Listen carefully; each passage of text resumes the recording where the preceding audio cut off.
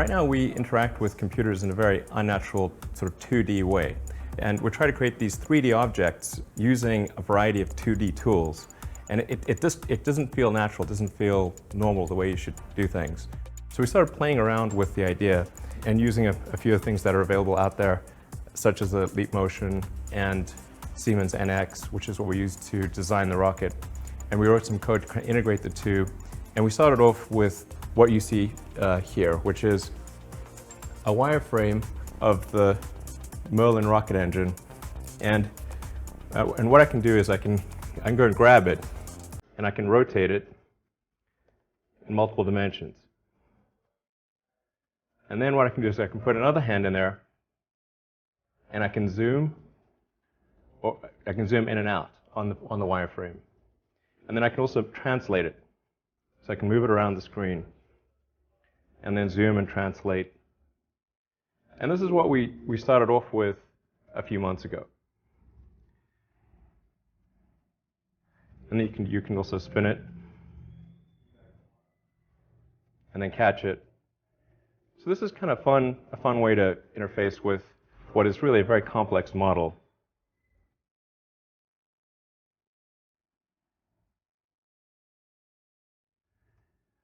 Now we'll go from this to what we're able to advance to a few weeks after the wireframe, which is to actually use a full 3D CAD model of the engine. So here what you're seeing is the actual interaction with the CAD software, manipulating the real 3D model of the Merlin engine just using hand gestures. If you can just go in there and do what you need to do, just understanding the fundamentals of how the thing should work, as opposed to figure out how to make the computer make it work, then you can achieve a lot more in a lot shorter period of time. So then we went to a 3D projection. We started off with the kind of 3D projection that you're familiar with in the movies, where you use 3D glasses. We also did a freestanding glass projection, which is the sort of technology that was used in the Iron Man movies.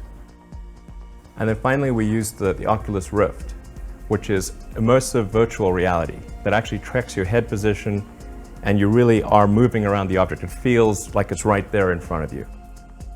Now let's use this for an actual component on the rocket, which is a cryogenic valve housing. You can really apply your intuition and take something from your mind to a physical object with far greater ease than we currently do. Now that we've gotten the object out of our head and into the computer, how do we get it out of the computer and into reality?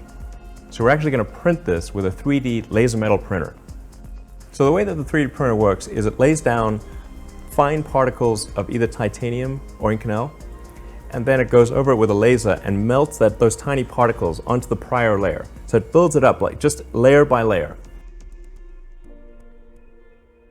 So I believe we're on the verge of a major breakthrough in design and manufacturing, in being able to take the concept of something from your mind, translate that into a 3D object really intuitively on the computer, and then take that virtual 3D object and be able to make it real just by printing it. So it's going to revolutionize design and manufacturing in the 21st century.